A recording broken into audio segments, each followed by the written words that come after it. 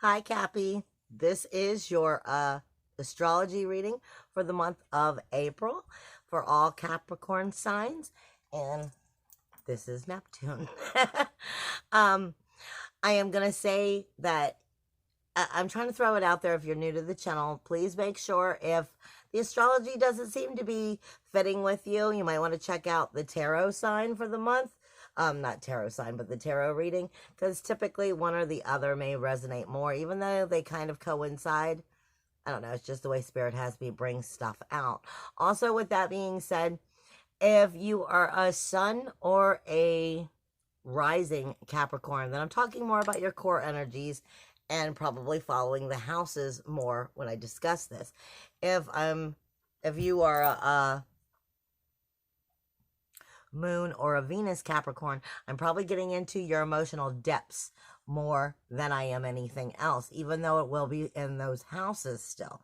Now, with that being said, Spirit's saying you've got a lot of self-realization within the community around you. And a lot of heart. I want to say it's more of head over heart. Taking action, but you might be doing more head over heart in this situation. But you're definitely receiving new wisdom, new higher understanding of things. You're coming into a new level of a pursuit of truth, pursuit of pleasure and passion for yourself. New levels of communication with yourself. You're shape-shifting in a way. It's a spiritual growth. And I will say, I either see Capricorn right now as very, very good, feeling good with themselves, or really struggling. I mean, it's like not an in-between. Either there's a lot of a struggle, or you've already come through a lot of it. And the reason I'm saying that is because there's a lot of grief, shame, sorrow, insecurities that some of you are addressing. Some of it's also in romantic situations. And the more you've gotten right with yourself, cleaned up your inner pollution, so to speak, the better off you are. And when I say that, I don't mean to say like you're not doing your homework, but each one of us go through our path in different ways and have to experience different things. And sometimes, you know, we feel like we've been doing our work, but it's just our ego keeps headbutting us with stuff, and we're having trouble overcoming it. And that goes for each and every one of us. It's not just Capricorns. But I'm being told there is definitely some self-judgment, especially on the material side. I'm feeling like this is three-dimensional. Like on the three-dimensional energies, you're holding on or harping onto some lower vibrations. And Spirit is saying, tap into your hidden talents. Tap into your hidden truths. That's going to help you overcome that and come into a higher vibration. Definitely self-realization, like I said. Unconscious mind is becoming conscious. Learning new responsibilities within that, new wisdom, new higher learning. But it's part of the hidden self that maybe even you've hidden from yourself in some areas that is coming out. And some of this is about doing hard materialistic work, like doing the hard job that you don't want to have to do. But in order to move forward, you're going to have to put that like elbow grease into it. The actual physical hard work. And that might be where it's a little bit hard overhead. With that being said, I don't know what's going on. I can't foresee that or understand that in the astrology yet. You do have the sun in Aries right up until it moves into Taurus. And it moves into Taurus on the 19th. And what I'm saying is, I'm getting across the board for everybody. Major energy is going to be coming in once that sun enters Taurus. So prior to the 19th, between the 19th and the 22nd, somewhere in that area, you're definitely going to feel major energies taking place. Because something about once the sun moves into Taurus and you're coming into that new moon, it's definitely bringing in a new vibrational energy.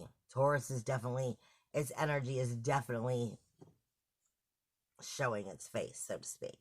But for you, this is saying the sun is moving through your 4th house and then into your 5th house for the most part. So this is definitely illuminating your inner emotional security, your home, the home, but also the home.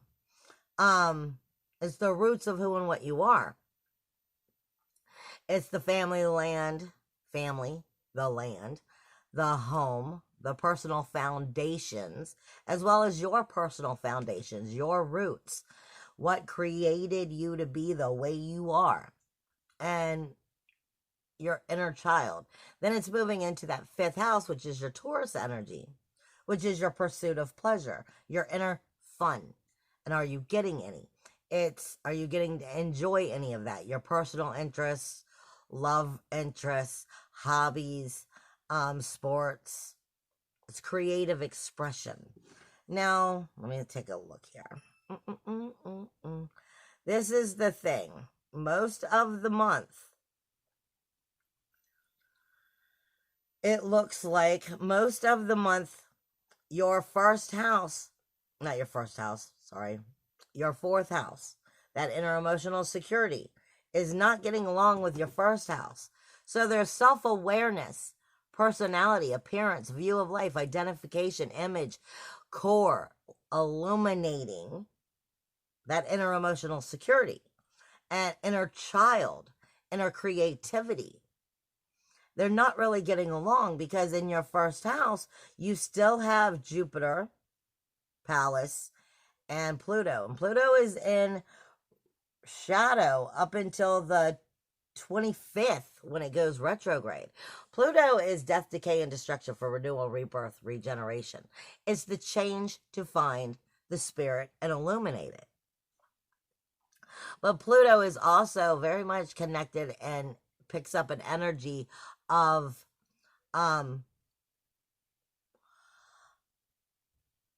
Mars. So it's kind of like your inner passion, action, aggression, your inner warrior, your inner SWAT team, your inner sexuality, your inner sacral chakra and root chakra. Yeah, sacral chakra and solar plexus. And it's fighting with your own inner emotional security, with your own home, your roots of who and what you are, and being aware of it.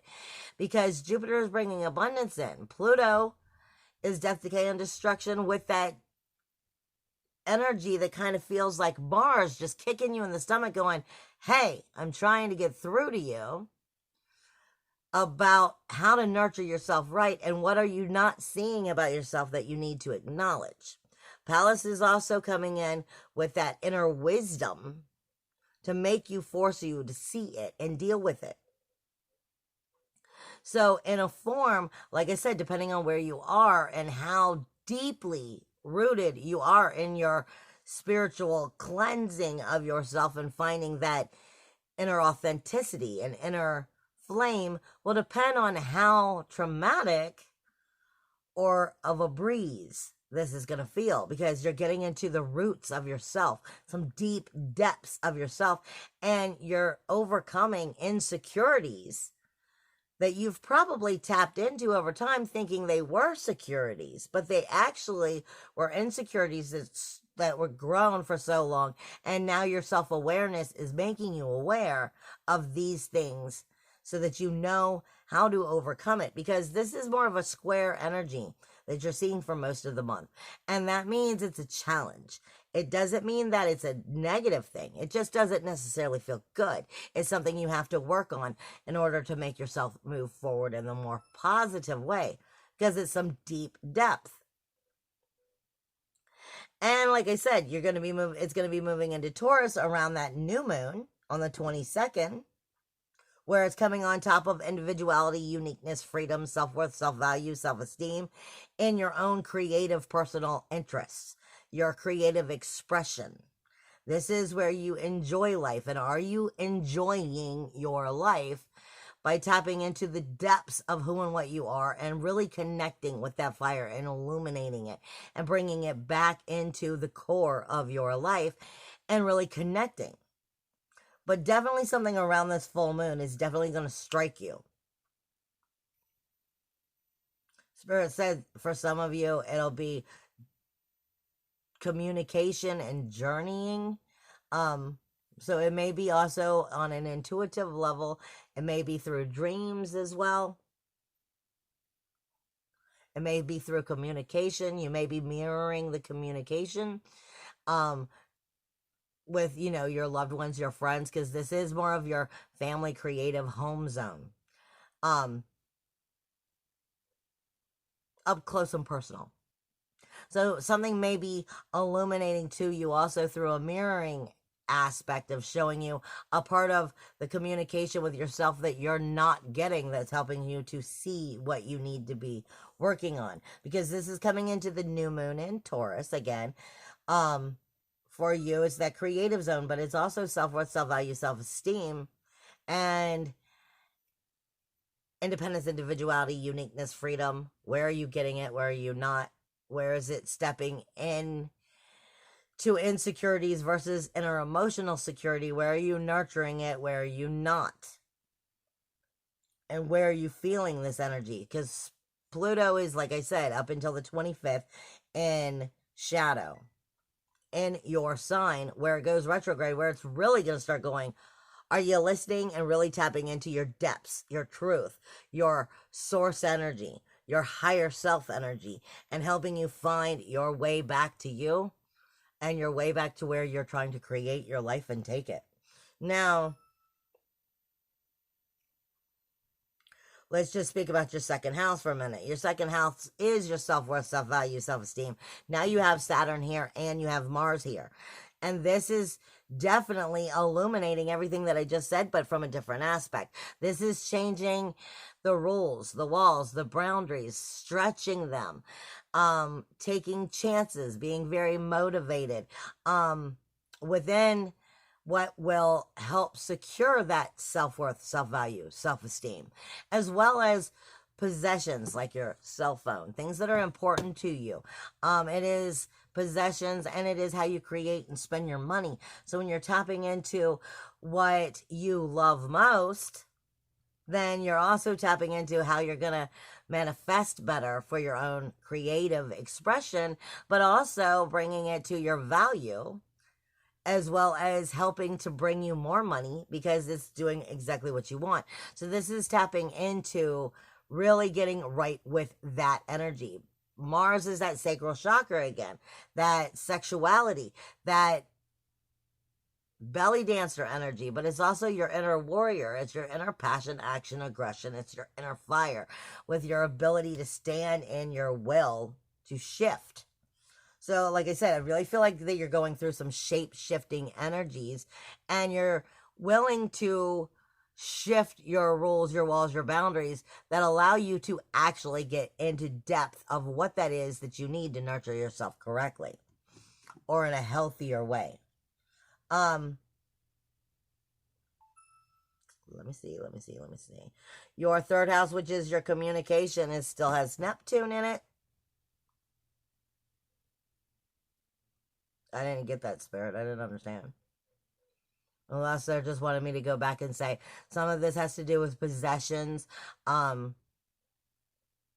Sometimes your possessions, like your phone, your earrings, your hat, your clothing, helps you with your shape-shifting energy, changing your clothes, changing your hairstyle, helps you to, get that motivative shifting going in that shape-shifting energy, helps you transform. They're saying something with the possessions and the hidden talents and bringing that into your value, your self-esteem will help raise your spirits and your communication to yourself in some way. That's where they're now leading me into, that communication with yourself and Neptune. So this is saying Neptune is still in your third house right now, which is your communication. It's your intellect, your details, your trivia, communication, text messages, emails, phone calls. And you can very much be in positive energy or negative energy with this communication, because it depends on where you're taking that Neptune. Neptune is magic.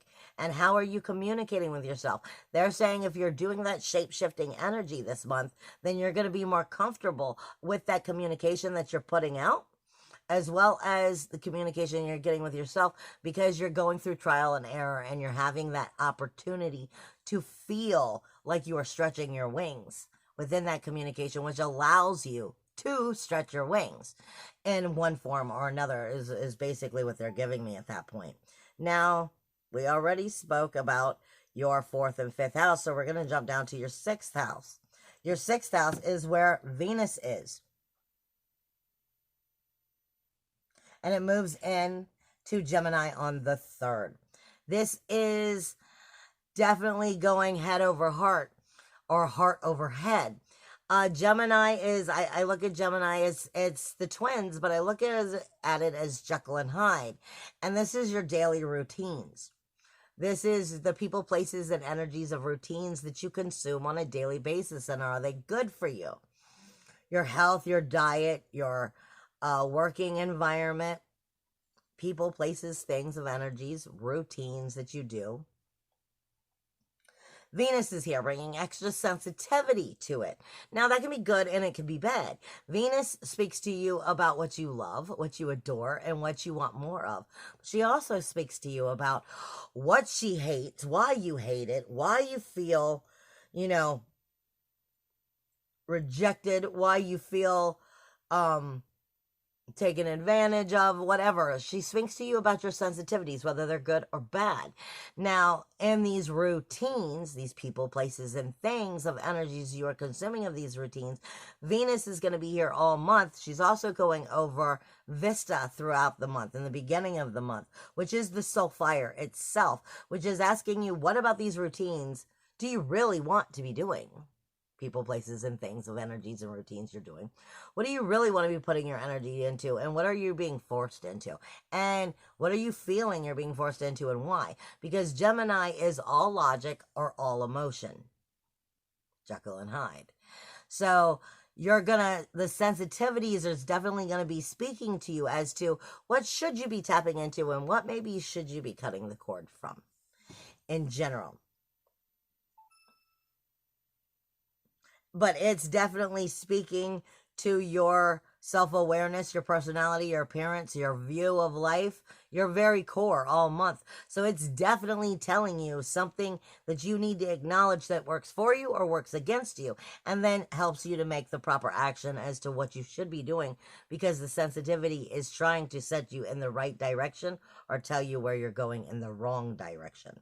The North Node is still in your 7th house, which is your relationship zone. And it only has, I think, a month. This month is the last month that it's still in that relationship zone before it moves into your 6th house. So this is telling you how are you nurturing these relationships well, or how are you neglecting them? And what will that actually cause within these relationships? Are these relationships healthy? Are they not? Are you neglecting your responsibility within these relationships? The North Node talks to you about nurturing what you need to nurture in order to move forward. But it also will tell you what you're neglecting because you're not nurturing it. So, and it's going to be definitely bringing up its attention to you throughout the month itself. Now, you don't have anything in your 7th house, your 8th house, but your 9th house is your higher self. And this is where the full moon is going to take place in Libra. And it has Haumea, Makemake, and Yura in it, which is the very collective consciousness. It's also, where are you on your level of the growth of the lotus flower? So it's speaking to you of, are you still in the muddy, murky swamp and you can't see the light of the sun for shit because you're in the swamp, under the water and you can't see where it will ever look better? Or are you starting to realize that you're bobbing in between, you getting fresh air, but you're still having to deal with that three-dimensional level of stuff? But your higher self is there starting to connect. Or are you finally starting to stretch towards that higher self, that source energy, that illumination of your core, and getting right with your ethics, your morals, your spiritual truth, your intuition, your dreams? Is that higher self connecting with you, and are you allowing it to? Also, you have the collective consciousness itself, as well as sacrifice and commitment. So this is saying, where are you committing to that higher self, and where are you neglecting it? And the full moon is definitely, this whole month is about shape shifting for, it feels like soul retrieval, for the law of change is what I just heard. The law of change, I guess this is like a law of ascension. Yeah, transforming and healing. This is helping you learn how to get right with you. Because you don't have anything in the 11th or the 12th house.